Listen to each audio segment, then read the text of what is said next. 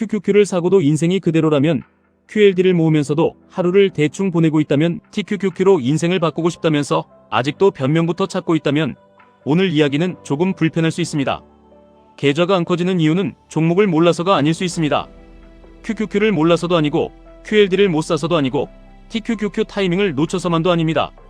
진짜 문제는 목표가 흐릿한 상태로 큰 수익만 원한다는 겁니다. 돈을 벌고 싶으면 돈을 봐야 합니다.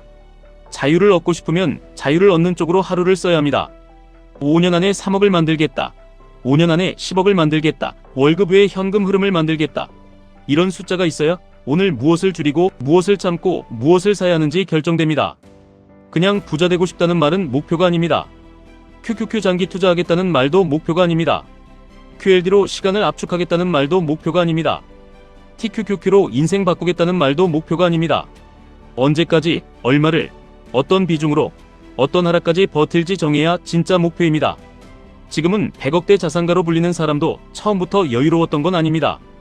젊은 시절 월급이 20만원, 25만원이던 시절이 있었고 생활비도 빠듯했고 결혼도 돈이 모일 때까지 미뤄야 했습니다. 그런데 그 결핍이 사람을 밀어붙였습니다. 그는 45세, 50세에는 지금 삶을 정리하고 다른 삶으로 넘어가겠다는 시한을 정했습니다. 그래서 365일 일했습니다. 쉬는 날이 거의 없었습니다. 10년 넘게 그렇게 살았습니다. 여기서 투자자가 봐야 할 건 고생 자랑이 아닙니다. 핵심은 시한이 있는 목표입니다. 목표가 없으면 열심히 살 이유가 약해집니다. 목표가 없으면 QQQ가 빠질 때 버틸 이유도 약해지고 QLD가 흔들릴 때 추가 매수할 근거도 약해지고 TQQQ가 폭락할 때 원칙을 지킬 힘도 약해집니다. 결핍은 두 가지로 갈립니다. 목표를 만나면 추진력이 되고 욕심을 만나면 사고가 됩니다. 내가 부족하니까 더 공부해야겠다. 이건 결핍이 에너지가 된 겁니다.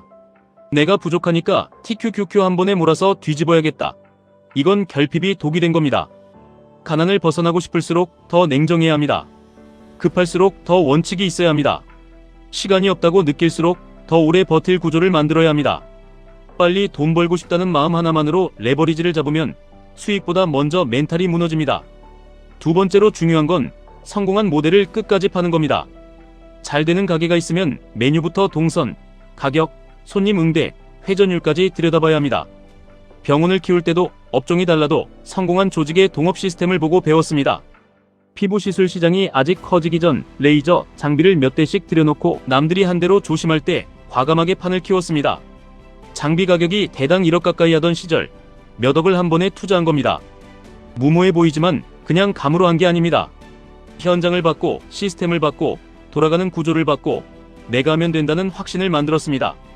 책으로만 본 게 아니라 실제로 가서 보고 운영을 보고 돈이 도는 방식을 본 겁니다. 투자도 똑같습니다. 남들이 QQQ로 돈 벌었다고 무작정 따라 사는 게 아닙니다. 남들이 QLD로 수익 냈다고 무조건 비중을 늘리는 게 아닙니다. 남들이 TQQQ로 몇 배 벌었다고 내 생활비까지 밀어넣는 게 아닙니다. 구조를 봐야 합니다. 이 사람이 어떤 현금 흐름으로 버텼는지, 어느 구간에서 샀는지, 언제 줄였는지, 폭락장에서 어떻게 견뎠는지 봐야 합니다. 진짜 벤치마킹은 수익률을 베끼는 게 아닙니다. 원칙을 베끼는 겁니다. 평소에는 QQQ와 QLD로 중심을 만들고 큰 조정이 왔을 때만 TQQQ를 쓰는지, 전고점 부근에서 욕심을 줄이는지, 21선 아래에서는 분할로 접근하는지, 현금이 없을 때는 매수를 쉬는지, 이런 구조를 봐야 합니다.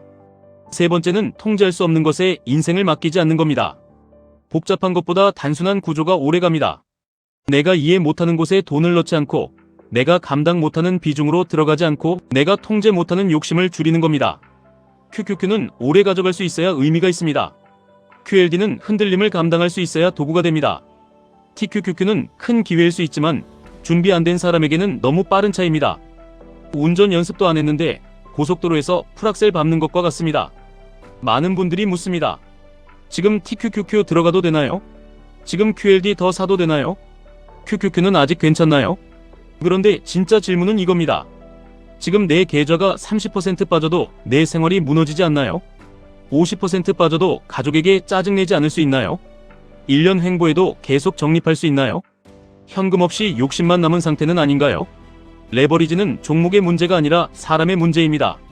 준비된 사람에게는 시간을 압축하는 도구지만 준비 안 된 사람에게는 불안을 압축하는 도구입니다. 밤에 잠을 못 자고 아침에 계좌부터 확인하고 출근해서 예민해지고 가족에게 날카로워진다면 비중이 이미 과한 겁니다. 또 하나 현실적인 말이 있습니다. 회사가 내 미래를 영원히 책임져 주지 않습니다. 월급은 중요합니다. 월급은 시드의 출발입니다. 하지만 월급만 기다리면서 부자가 되고 싶다고 말하면 안 됩니다. 회사 안에서 배워야 합니다. 회사가 어떻게 돈을 버는지, 누가 결정권을 갖는지, 고객이 어디에 돈을 쓰는지, 어떤 사람이 살아남고 어떤 사람이 밀려나는지 봐야 합니다. 회사 전체가 교육장입니다. 월급 받으면서 배우는 겁니다. 아무 생각 없이 시키는 일만 하면 월급만 받는 사람으로 남습니다. 하지만 내 일을 하겠다는 눈으로 회사를 보면 매일 배우는 게 달라집니다. 그 차이가 5년 뒤 계좌 차이가 되고 10년 뒤 인생 차이가 됩니다. QQQ를 사는 것도 중요합니다. QLD를 모으는 것도 중요합니다. TQQQ 기회를 기다리는 것도 중요합니다. 하지만 더 중요한 건 내가 매달 얼마를 넣을 수 있는 사람인지, 얼마나 오래 반복할 수 있는 사람인지, 하락장에서 도망가지 않을 사람인지입니다. 돈은 한 번의 매수로 벌리는 게 아닙니다. 돈은 반복으로 벌립니다. 변명을 줄이는 반복, 소비를 줄이는 반복, 공부를 늘리는 반복, 현금을 만드는 반복, 기준을 지키는 반복. 이 반복이 계좌를 바꿉니다. 건강도 변수입니다. 아프면 끝입니다. 계좌가 아무리 커도 몸이 무너지면 자유가 아닙니다. QQQ가 신고가를 가도 내가 병원 침대에 있으면 의미가 줄어듭니다. TQQQ가 크게 올라가도 내 마음이 매일 불안하면 그건 성공이 아닙니다. 진짜 성공은 돈만 남는 게 아닙니다. QQQ를 오래 들고 갈 몸과 마음, QLD를 감당할 현금 흐름, TQQQ를 기다릴 수 있는 인내, 가족을 지킬 수 있는 균형까지 같이 남아야 합니다. 오늘부터 딱 3가지만 정하십시오. 첫째, 목표 숫자입니다. 언제까지 얼마를 만들지 정하십시오. 둘째, 내 통제 범위입니다.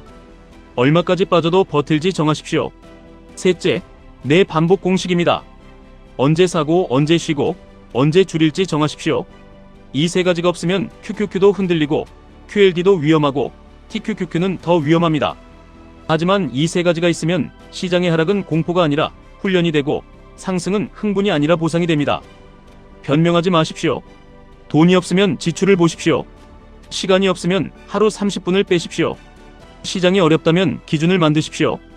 운이 없다고 느끼면 반복 횟수를 늘리십시오. 종목이 인생을 구해주는 게 아닙니다. 준비된 사람이 종목을 도구로 쓰는 겁니다. QQQ, QLD, TQQQ로 인생을 바꾸고 싶다면 먼저 오늘 하루부터 바꾸셔야 합니다. 지금까지 1분 투자 하이젠버그였습니다.